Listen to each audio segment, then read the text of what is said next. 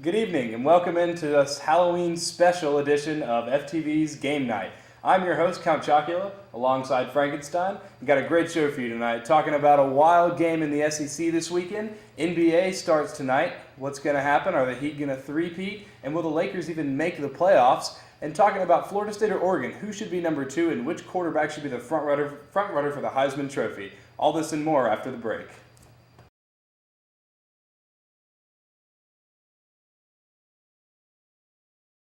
Good evening, happy Halloween, and welcome back into FTV Game Night. We're glad you're with us. I'm alongside Chris Adele, and we're going to talk about one of the craziest games we've seen in the SEC in a long time. So this weekend, South Carolina went on the road to Columbia, Missouri, to take on the number 5 team in the country.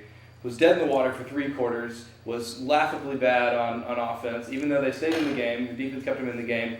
And then Steve Spurrier plugs in Connor Shaw, who was supposed to be out this game with a knee sprain, who leads a miraculous comeback against this Missouri team, takes the game into overtime, and wins it. Can you walk me through what had to go right for South Carolina to win? And was this more a collapse on the part of the Tigers, or was this more a comeback for South Carolina? Well, I'd say it's definitely a little bit of both. I mean, first half, South Carolina was just completely dead, turning over the ball 3 times, nothing on offense. Dylan Thompson just wasn't getting it done. Mike Davis had 2 costly fumbles that the second one could have tied up the game if he hadn't fumbled 7-7 going into half. But I think you're going to have to look at this as a South Carolina comeback because 17 points down in the fourth quarter. Thompson hadn't done anything, so you have Connor Shaw coming in. He was suffering from a virus, a knee sprain. He just came in 17 unanswered points to force overtime. And obviously, Missouri did fall apart, but they could have put that game away a long time before that. And I think it was just a great, great comeback by Shaw and Bruce Ellington, of course, with 2 great touchdown receptions. I think you're going to give a lot of credit to Shaw for this one. Yeah, and this isn't the first time we've seen Shaw do this either. Last year, got hurt in the Vanderbilt game, came back in, won the game for him. This guy's been a warrior all throughout his career, and continually does this. And this, I mean, just more than anything else, is sort of the icing on the cake for his what has been a very heroic career. Now, moving forward, next week, South Carolina goes back home after being on the road for 3 straight games. Play a Mississippi State team that's been pretty underwhelming this year. Is there going to be a big hangover from an emotional win like this, or is this a catalyst that's going to spark South Carolina for the rest of the season? I think it's going to spark them to better things for the rest of the season. Like, we've seen a very inconsistent South Carolina team, except in the victory against Arkansas a few weeks ago. And this will definitely be the wake-up call to say our season isn't done. The players are going to think Missouri only has to slip up once. Georgia can definitely slip up again because they're so injury depleted. South Carolina is going to look at this and say, we win 2 more games, and we're in Atlanta likely playing Alabama, and that's going to excite them. They play very well at home, haven't lost, I think you said 14 straight at home, and I think this is going to propel them to a great finish to the season. And Connor Shaw's had a phenomenal year, 13 touchdowns to just 1 interception, does have a couple of fumbles in there. And then against Missouri with the spectacular effort he had last weekend is now all-time 40 of 50 with 5 touchdowns and no interceptions. Connor Shaw, absolutely the linchpin to this offense. Mike Davis, we saw, having some ball security issues. So Connor Shaw is undoubtedly the centerpiece of this offense. Going forward, is he healthy enough to take his team all the way? We've seen him struggle with injuries all throughout his career. Is he going to be able to stay healthy, and can he continue to be as productive as he's been all year? I mean, healthy is a relative term for Shaw. I mean, you never know what his status is. I mean, you could have another player with similar injuries and not be able to play, and Shaw will walk in and he'll come and have a game like Missouri. I think if he stays the same and maybe takes it a little easy, I know he hasn't practiced Monday or Tuesday this week due to his illness, so if he gets a little recouping time, I think Mississippi State won't be a very difficult game. Obviously, they have Coastal Carolina later on in the season. That won't be hard for him. If he stays healthy, expect him to be one of the best quarterbacks in the SEC for the rest of the season. And if not, we'll have to hope that Dylan Thompson will be able to come in and perform better than he did against Missouri this weekend. Right, and for an SEC that was already pretty messy this year, I'll say, this win against Missouri just confuses things further. What's going to happen? Missouri is in control of their own destiny, so if they win out, they win the East. If South Carolina wins out and Missouri loses one of their remaining, they have 4 more SEC games. They've only played 4 thus far. They play at Ole Miss and Texas A&M, which are going to be tough games for them. If they lose either of those and South Carolina wins out, South Carolina will win the East unless Georgia beats Florida, which would introduce Georgia back into the tiebreaker. Right. So obviously a lot has to happen for South Carolina to win the East, and even more for Georgia. And I mean, honestly, as I look at it right here, I mean, even Florida's not out of it. A lot even more would have to happen for Florida to win. But going forward, like I said, Missouri controls their own destiny. But who do you view as the front runner? I would say there's a slight advantage to Missouri only because they control their destiny. But they have 4 more games to play, and they're not easy. I mean, Tennessee's, obviously not a strong team, but they played Georgia real tough. They beat South Carolina, who knows, against a Missouri team they haven't played very often. Kentucky will be a very easy win for them. But Ole Miss on the road, we saw LSU follow them 2 weeks ago. And then Texas A&M, Johnny Manziel can make magic happen at any moment in the season. But I would say South Carolina, I think they are the favorites. You see Georgia, I think they could lose this week against Florida, and I think they will lose against Auburn. Auburn's a very impressive team, only 1 loss to LSU this season. Gamecocks have 2 manageable games at home. I think expect to see them in Atlanta. Okay, so hypothetical question. We saw when LSU won the national championship in 2006, they had 2 losses. There was a lot of controversy about that. But since then, the SEC's won the last, 7? Mm-hmm. 7 national championships. But there are great undefeated teams in Ohio State, Oregon, Florida State. If South Carolina does, get Missouri to slip up, win out the rest of their games, go to Atlanta, somehow beat Alabama, that would make them the SEC champions. But with 2 losses, do you see with other good teams like Oregon, Florida State, and Ohio State, do you see the potential for another 2-loss SEC champion in the national championship? I mean, unless Oregon, Florida State, Ohio State, Baylor, unless they all have 1 or 2 losses, I don't see a 2-loss team going. Okay, so you would jump ship just on the trend that the last 7 years an SEC team has won. It doesn't matter to you? No, I don't think so. Not at all. All right, well, there you have it. Coming up on the other side, we'll have a little NFL talk for you. Thank you for being with us, and happy Halloween. See you on the other side.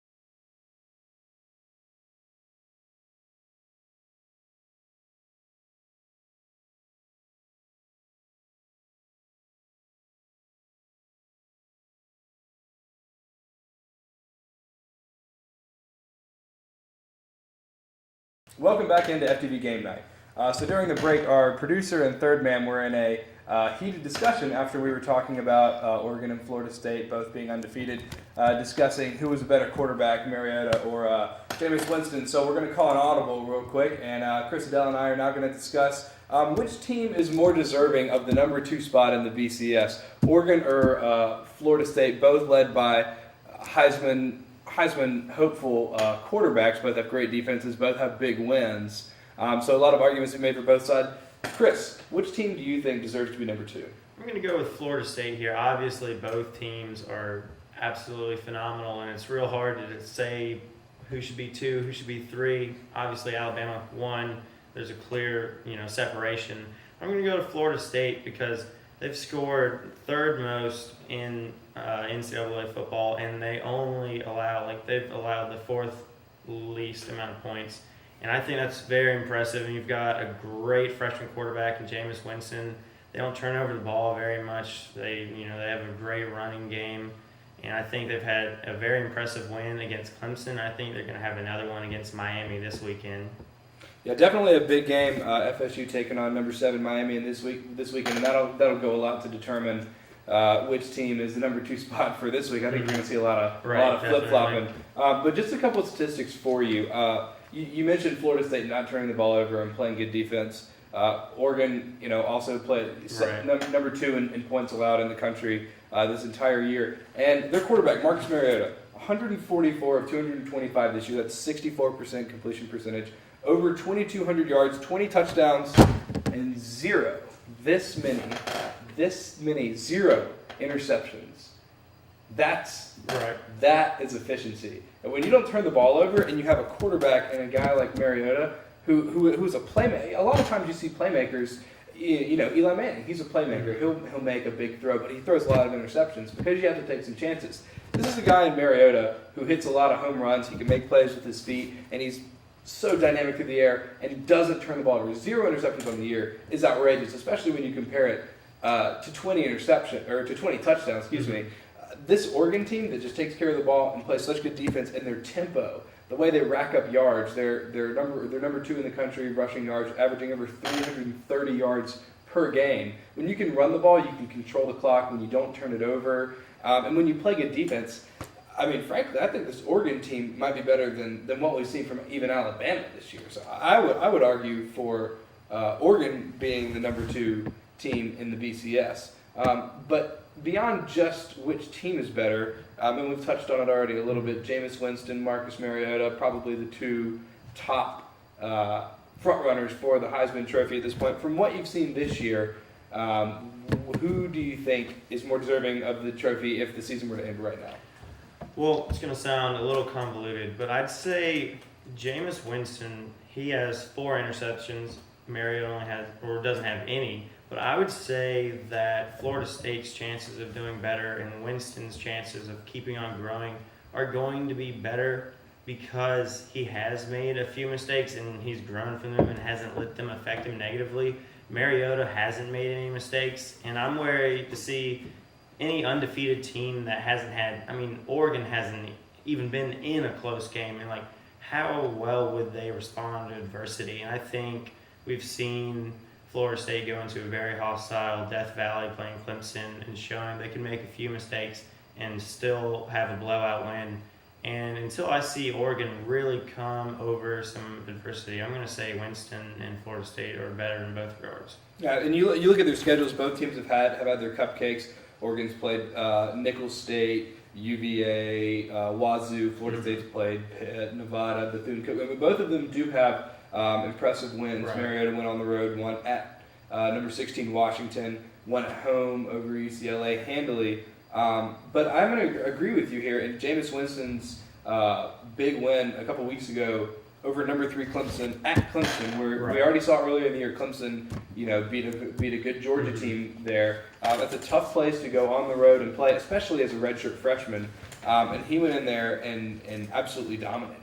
And I think you're going to see that trend continue. They have Miami up next. I'm going to be curious to see going forward if he can maintain this pace. Mariota's a guy that seems to be very consistent in his decision making. It's not like he's getting lucky throws. He's making good decisions, knowing when to throw the ball, when to tuck it and run. But Winston's still a young player, so I'd like to see moving forward how he does against the Miami, and assuming Florida State continues this run of success in the ACC championship game, see how he does.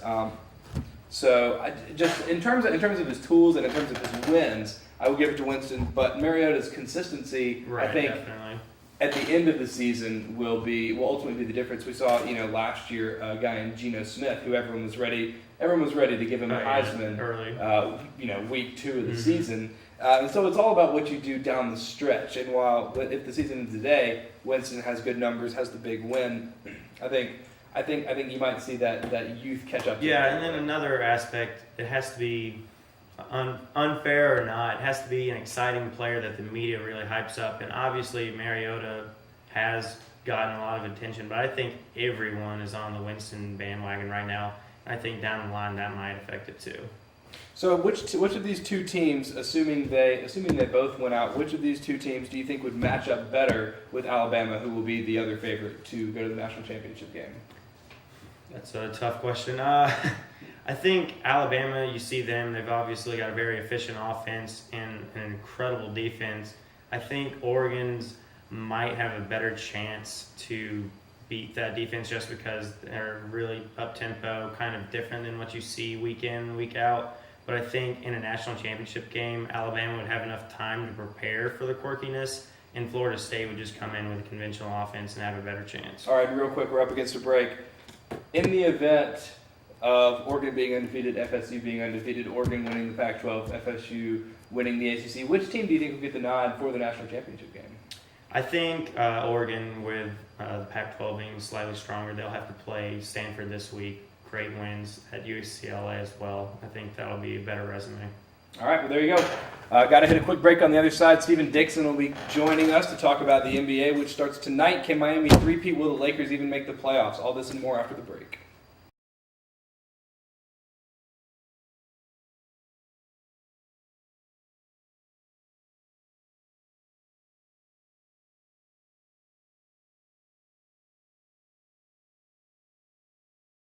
I said lift off.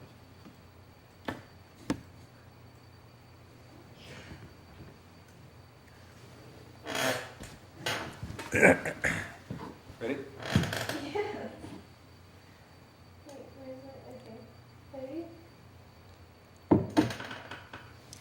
Good evening and welcome back into FTV Game Night. Joined now by Stephen Dixon, who's going to talk a little NBA with us. All right, so NBA starts tonight. You got 3 games. You got Miami and Chicago, which could be a huge game later down the stretch. Battle of Los Angeles, Clippers and Lakers, and then Indiana and Orlando, which should be riveting. What's your pick for these 3 games? Well, you got to go with the Heat, just because, defending champions playing at home. It'll be the closest game of the night, like we were talking about earlier. It'll be the most entertaining one as well. Derrick Rose coming back in, but you got to take the Heat at home. Got to take the Pacers because they're playing the Magic, and then you're going to see tonight that the Los Angeles Lakers, they're not going to be a good team this year. I've got the Clippers by about 20 to 30 points in opening night. They're going to embarrass the Lakers. And we're going to go through this whole thing again where the Lakers can't win, they can't play defense, Mike D'Antoni's system doesn't work, and we're going to hear about it for the next 2 months. So I'm not really looking for the storylines tonight, though. I'm really more interested about seeing what happens in the first 2 months of the season. And then the ultimate question, can the Miami Heat three-peat? Can the Spurs challenge again? I remember I was a big backer of the Spurs the entire year. A lot of people kind of jumped off that bandwagon, and then they jumped back on. There's a lot of storylines to follow for this season. Chris? Well, as far as picks are concerned, I agree completely. Really, there aren't very many, of the 3 games, they're not very close, except maybe if D Rose just goes off. But I think he'll need a little bit of time to acclimate back into the regular season. And it's more likely that Dwayne Wade or LeBron are going to go off. They're right, fresh, yeah. too. Yeah, definitely. And then They're wearing those gold uniforms tonight. Oh yeah. Sweet. That's going to be great. Awesome. Well, I think you can count on probably both LeBron and D-Wade going Right. off. But this is a Bulls team that's lost the last 2 years in the playoffs.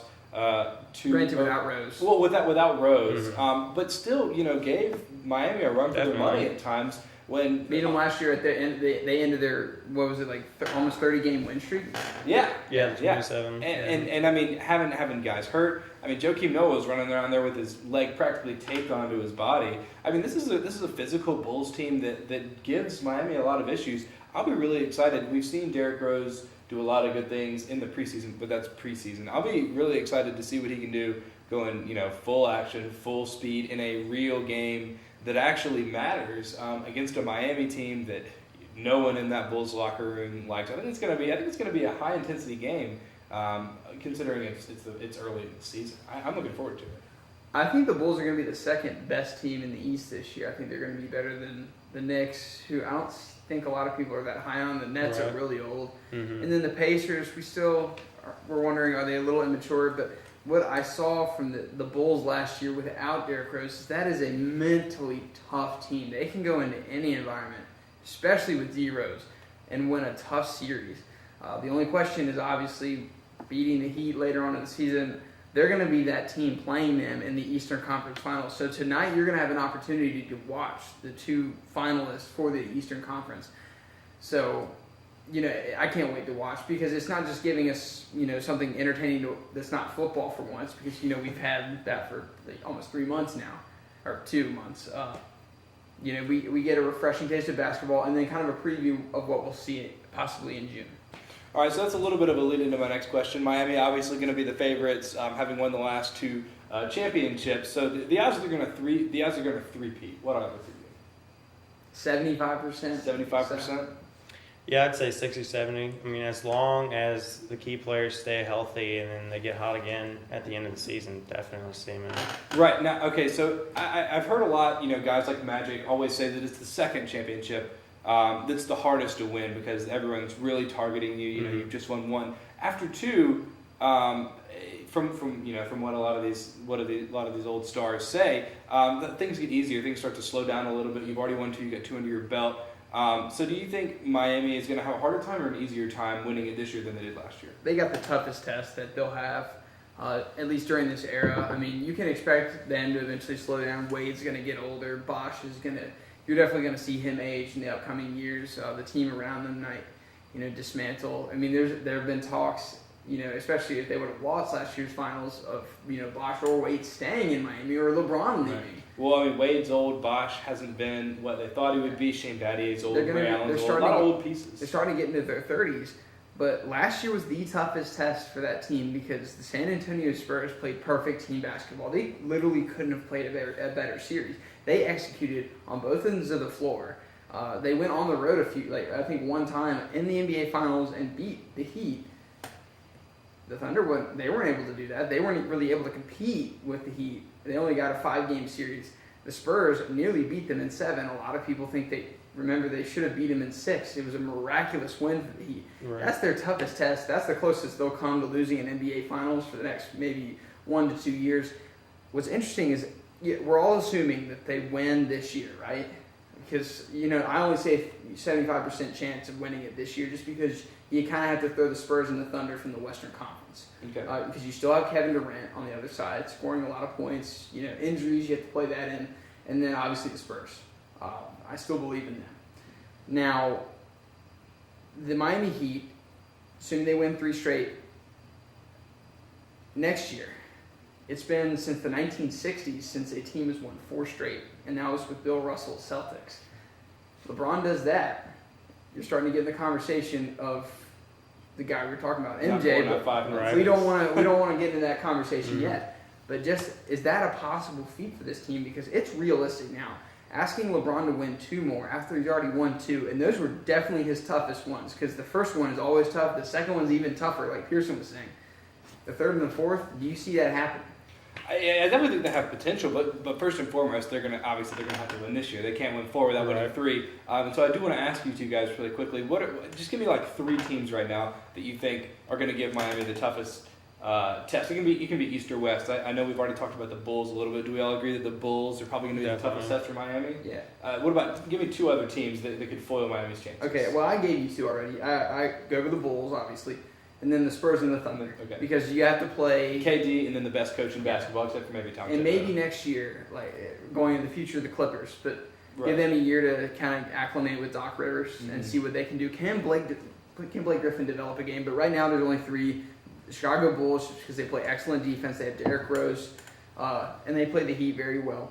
And then, obviously, the Spurs and the Thunder, just because they're more likely to get to the NBA Finals. Yeah, I mean, I'm going to agree with you with the Thunder. I mean, KD just plays great. I mean, offense and defense, and that team had unlucky injuries last year, but they could have made it to the finals. And I'm going to say the Pacers, because the Pacers played in the semifinals. I mean, they played them as hard as the Spurs, and it was a very lucky, win for them at the end. And I think that physicality is kind of what will undo Miami. Those are my those Bulls and Indiana from the East, and then in the West, obviously the Spurs, because you can never count out Popovich, and then just a team like you mentioned earlier that always plays great team basketball. But the biggest problem for Miami last year was that they were small, they didn't rebound well, and they got pushed around in the paint. You saw that whenever they played a physical team in the Bulls or Indiana. I think Greg Oden, if he can stay healthy, which it's already looking like he can't, but even if he can, give him 20 minutes a game, when they play teams like Chicago and Indiana, you're going to have someone, the Birdman. Exactly. You're going to have a guy that can put a body on Roy Hibbert in the paint, for example, help you collect some rebounds. Miami was second worst in the league last year. You can't have LeBron playing the 5. I felt like they were doing that. If you can shore that up and get a good big man who will give you 20, because Chris Bosh I guess is their center, but obviously more of a finesse guy. Right. If you can get a guy like Greg Oden, Birdman will give you some significant minutes. If you can rebound better and protect the paint better than they did last year, I think this is going to be the easiest of their 3 championships. Yeah, I think so too. And then we'll get into the discussion there. I have one question for both of you. I know you're the host and everything, but it's kind of a fun thing to consider. You know, this year is one of the deepest draft classes. You've seen teams like the Celtics, the Magic, the Sixers, all tanking, right? The Lakers. For the right for Wiggins, and then Jabari Parker, who's at Duke right now, and Wiggins is at Kansas. Just give me a quick team. Who's going to get the number 1 pick and the right to draft Wiggins? And this obviously it's just random. It's just for fun. Yeah, I think the Lakers honestly could do it. They're going to play the draft. You think they're gonna? You think they're tanking? The Lakers, yeah.